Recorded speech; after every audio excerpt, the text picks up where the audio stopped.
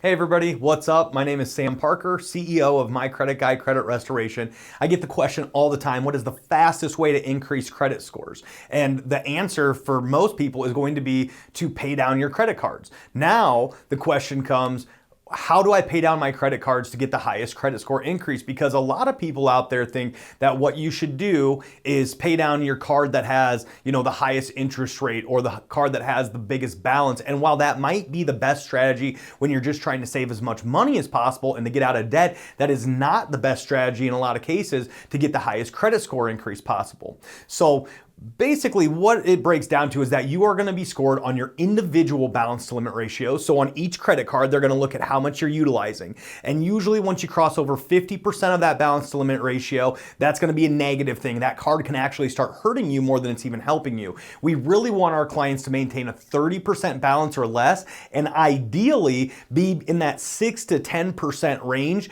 to get the maximum benefit from credit scores.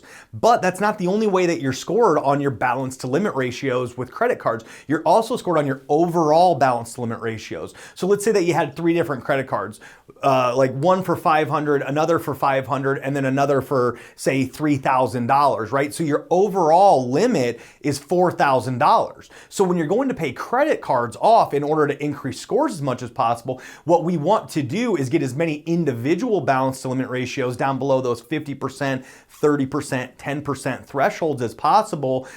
So like your strategy might look like this. Let's say, again, we'll go back to the example of a $500 card, a $500 card, and a $2,000 card, or a $3,000 card. And then let's say that you come into $2,000, okay? And now let's also say that each one of those cards is maxed out, 500 of 500, 500 of 500, and 3,000 of 3,000. Well, instead of paying down 2,000 out of that $3,000 on the big one, what would make more sense and get you more of a credit score increase is to pay off those 2 little ones. Now you're left over with $1,000 that you can pay towards the big one, but you have 2 individual balance to limit ratios down at 0 or close to 0, and then that one that's still where it was, but you still impacted that overall balance to limit ratio the same amount that you would have, while also impacting 2 as opposed to 1 individual balance limit ratio. So hopefully that all makes sense. When you're using your money, spread it across as many credit cards as you can to get them below those thresholds.